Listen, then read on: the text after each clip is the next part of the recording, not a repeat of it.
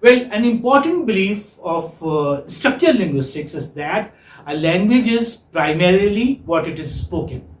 Okay, primarily what it, this is just this is very important, what it is spoken, and only secondarily what is written. Which form is important? The spoken form is important. If you know the spoken form, then you know the language. Is that fine? Yes, sir. Because you know how to speak say Urdu, you know how to speak Punjabi, but you do not know how to write Urdu or how to write Punjabi. Like writing comes later, much later. It is believed that if you learnt the spoken form of a language, that means you know it. You can communicate. You can be intelligible, or you can be understood in a foreign land or in your own land where different languages are spoken. So what did I say? That language is primarily what it is spoken, and only secondarily what is written. Okay? So you may say speech is language. Remember this, speech is language. Now you can have this question there in exam. Speech is language. Discuss. This is the belief of the audio-lingual advocates of audio-lingual method. This is what they say. Speech is language. It's fine? Yes, sir. We learn to speak before we learn to read and write. Isn't that so? Yes. Like you learned your mother tongue. Which skill did you learn first? You learned the speech. You learned the spoken form. And then reading and writing came much later. Isn't that so? Yes, sir. So thus the structural linguistics gives emphasis on the spoken skills of language. Okay? It gives emphasis on what? Which skills I am talking about? Spoken skills. Spoken skills. And you may say, you remember the name Brooks. It was Brooks, like who said that speech is language, you may say. Or say our, learning a language is based on the spoken skills. He said it in 1964. This concept that speech is language or spoken skills are the most important form of any language. If you know them, that means you know how to communicate. So communication is the most important thing. This thing was said by Brooks in the year 1964. Okay, and then it gained currency and it was popularized, right? And after that, spoken form was given importance. Whereas when we were doing translation method, we discussed what was important there. Writing was important. You are taught the rules and you are taught how to write correctly. Grammatical rules are important there in the translation method. Here in this method, speech is important. So I was telling you, again I would like to ask you, this method is similar to the direct method. Very good. When this method we may say is similar to the direct method in that the lesson takes place entirely in the target language, in the foreign language. In L2 you may say emphasis is on the acquisition of patterns in common everyday dialogue. Common everyday dialogues are like how, although we know a number of words, we can construct a number of sentences, but there are just a few sentences which we are using every day. So what sentences are taught to students? What sentences are taught to learners? Common everyday dialogues. I don't know whether you know or not, in my childhood, even prior to that, there used to be a very popular book, Rapidex.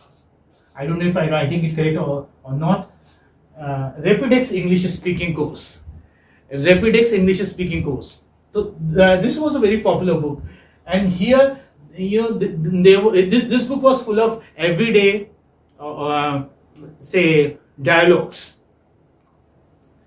Means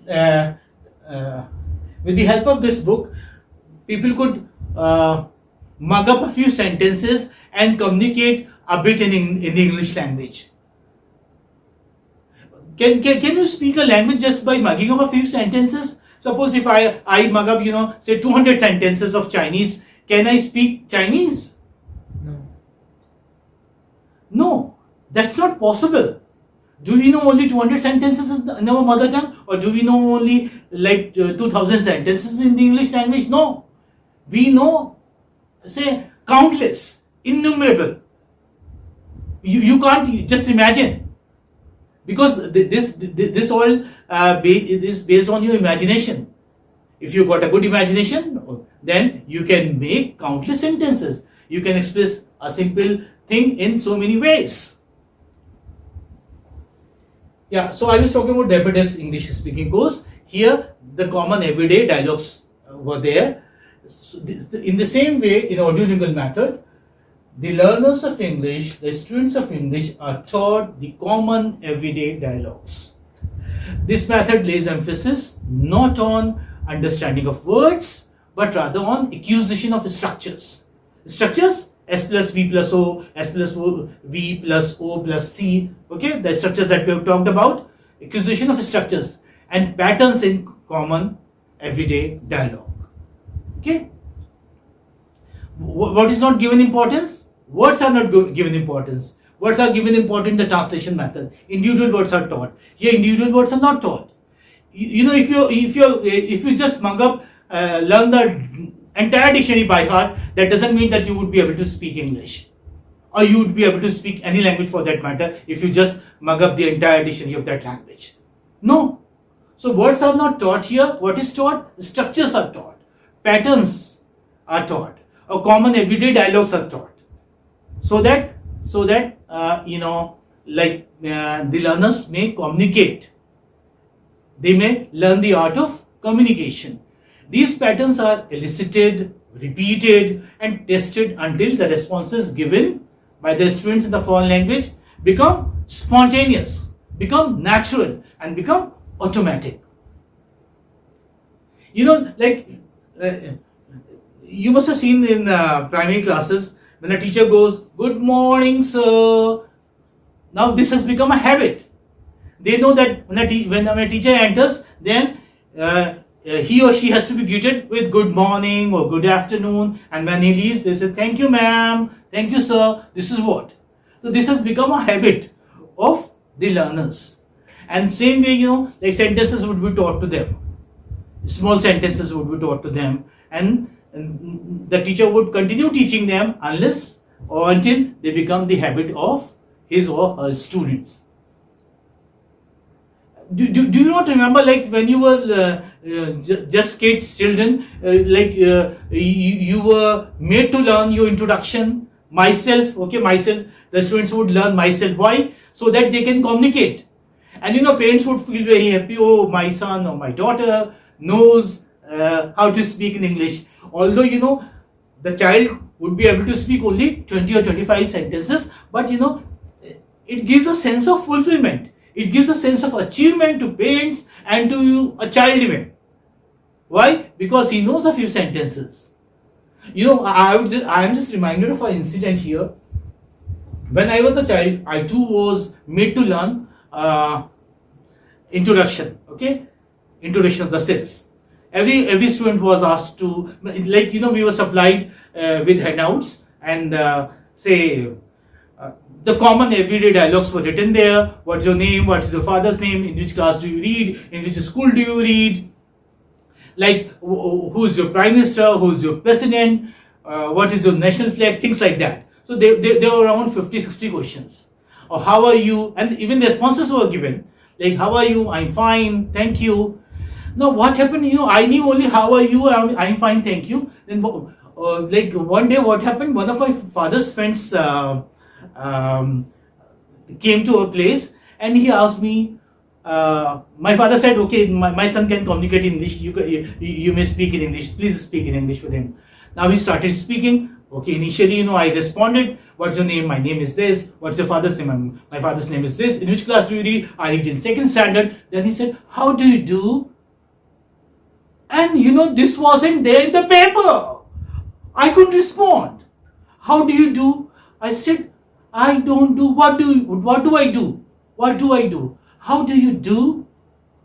I was at my wit's end because this was not there in the paper. And I was very embarrassed. So this is what, if you're just making your learners parrots. It's a kind of rote learning.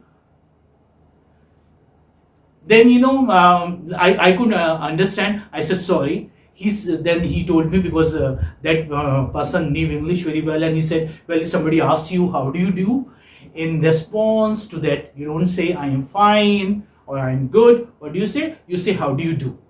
And we say how do you do only when we meet a person for the first time in our life, or say after a very long time, after a very long gap. Then we say how do you do. And what is the response? How do you do. Is that fine? And the English would, when they greet each other for the first time, they would just, remove the how do you do. Then the other person the listener would also just take off the hat and say, how do you do? This we do not have in our Indian culture, isn't that? So I hope you won't forget it. Yes. So these patterns, as I said, are elicited, means which are told to students, which students are made to learn, repeated and tested until the responses given by the students, by the learners of the foreign language becomes spontaneous, okay, become natural, or say automatic. Well, I'm reminded, B.F. Skinner I have written. What is the role of B.F. Skinner? Which theory he gave? He gave the theory of behaviorism. Is it not? So say B.F. Skinner, Leonard Bloomfield. You know the name Leonard Bloomfield. While discussing the diagram that I had given his, I had mentioned his name, Leonard Bloomfield. Okay. So B.F. Skinner, Bloomfield, and Robin Callan. Robin Callan. Okay, let's write it so that you remember. You can take it down. Robin Callan, Leonard Bloomfield, and B.F. Skinner. They are the persons. Okay, they are the linguists who popularized the audio-lingual method. Okay, you may say the they are the ones associated with this audio-lingual method. Is it okay? Yes, sir. Now, when we discuss any method, what do? We discuss its principles. What do we mean by principles? Principles, we mean, say, special features of the method, or say the main characteristics of the method. Main characteristics. So what are we going to do now? We are discussing principles of the audio-lingual method. I am writing just principles. What are principles? Main features. Main features of the audio-lingual method. We discussed behaviorism or behavioral theory given by B.F. Skinner. So, in fact, that is based on which process? Habit formation process. Is it not? Habit formation process. So, the first principle I would say, let me write it so that you remember. The first principle is that language learning is a habit formation process. Habit formation process.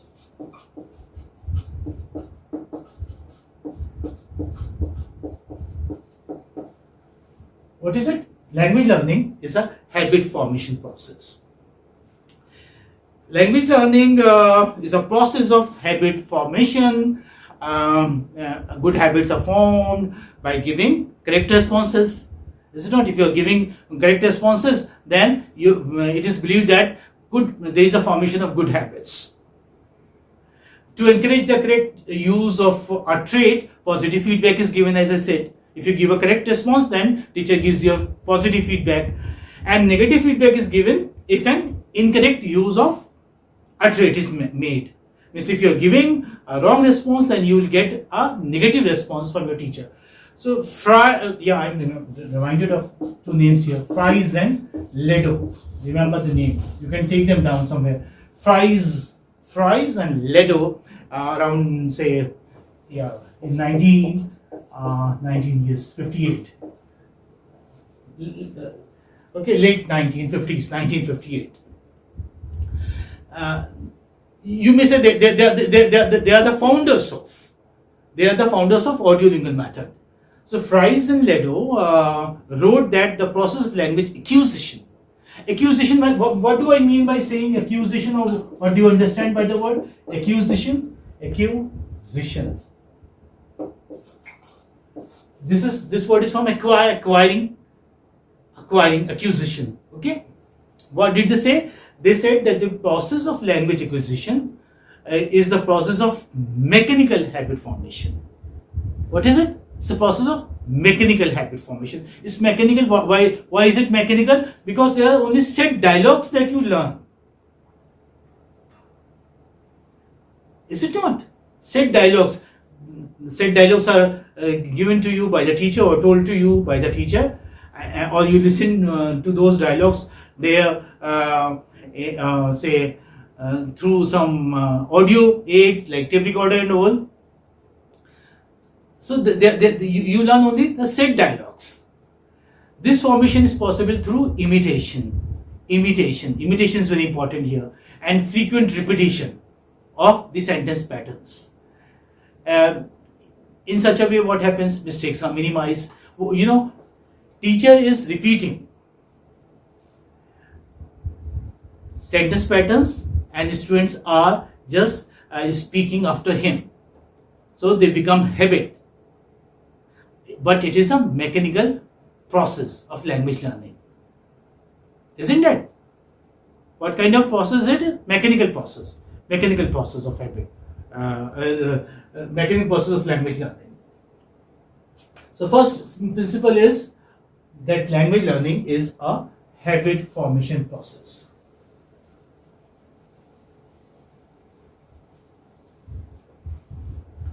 And say the main what was the need of this method? We discussed in the beginning. We discussed the historical perspective. Why was this method introduced? Although we already had the direct method was very successful, and it is very successful even today. So what was the need? Who were to be taught? The army personnel were to be taught. Okay, were they be taught the English language, the written and the writing and the reading skills? No. What skills were to be taught? Spoken skills. That means the communication skills. So main focus is on the communication skills. Number 2, here in the audio-lingual method, main focus is on the communication skills. Communication skills. Communication is talking, conversing, so main focus is on the communication skills. Therefore, spoken form is presented before the written form. Written form is introduced afterwards. Once the learners have learned how to speak the foreign language, the target language. Oral drills are the key feature of this matter. Oral drills. What are oral drills? Oral drills. Oral means something which you say verbally, something which you speak out, your utterances. So they are told, students are told set utterances, and they repeat those utterances. So oral drills are the key features or key feature of this method, you may say, of the audio-lingual method. And so new patterns, they are taught through oral drills. If students are to be taught new patterns means new structures, new sentence structures. Like say we have told you or taught S plus V plus O. Now you understood S plus V plus O. Once you have understood this, then we would move on to the next S plus V plus IO plus DO. What is IO plus DO? Indirect object plus direct object. Indirect object plus direct object. Can you tell me a sentence? My father bought me a watch. Okay? My father bought me a watch. She gave me a ring. Isn't it? Now my father, what is it? Indirect object. No, subject. Direct object. Come on, my father is subject. Okay. Now bought is verb. This is S plus V. My father bought me. Me is indirect object. And bought me what? A watch or whatever. That is the direct object. Isn't so? So once students have learned S plus V plus O, then they are taught S plus V plus IU plus DO, then they are taught S plus V plus O plus C. What is C here? Complement. Okay? Or S plus V plus C, he is a teacher. She is an actor. So, whenever a teacher introduces new patterns, what does he do? He introduces them through oral drills. The students are given oral drills. Now, Salman Khan is an actor. Now, they would say Shah Rukh Khan is an actor. And if the teacher asks them, okay, change the gender now, they would say Deepika Padukone is an actress. Okay, Kangana Ranaut is an actress. This is how, like changes can also be made, but they are just repeating it with minor changes either in the subject sometimes or in the object or in the verb also sometimes, until they become the habit of the students. So I was telling you that new structural patterns and vocabulary are taught through oral repetition and memorization of scripted dialogues. Dialogues are already scripted. These actors, do you think that they speak extemporarily? Do you think that they speak impromptu? No, they do not. They have the script before them. Even the anchors, which you watch on television, even the news readers, they have the script before them, and they are just reading out the script. So, the dialogues are scripted. The dialogues are there in the written form. They are spoken by the teacher and they are repeated by the students. Is it okay? Yes. Yes. So set phrases and dialogues are memorized with proper intonation. This thing is very important. They are memorizing, they are repeating, they are learning them by heart, they are mugging up the sentence patterns, the structures, but they are doing it with proper intonation. What is intonation? Intonation is Pauses. proper pauses. Intonation is rise and fall of pitch. Rise and fall of pitch. Because English is not a flat language, it is an accented language, so it is spoken with proper intonation. If you are not speaking with proper intonation, then you will not be intelligible to the native speakers of English. So, and again, vocabulary is taught in context. There in the translation method, you learn words, individual words, not in the context, but just, out of context. Words are given to you and you are asked to memorize them and learn the meanings of the words in your mother tongue.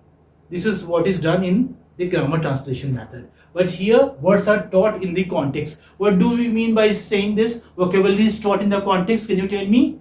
Teaching something in context means when the teacher is teaching you a lesson, say, teacher is teaching you a story, say, or a one-act play. Whenever the word occurs there, some difficult word, then the teacher would give the meaning of that word in the context. The contextual meaning is given, you may say. Is it okay? Yes, sir. So, vocabulary is explained in the context.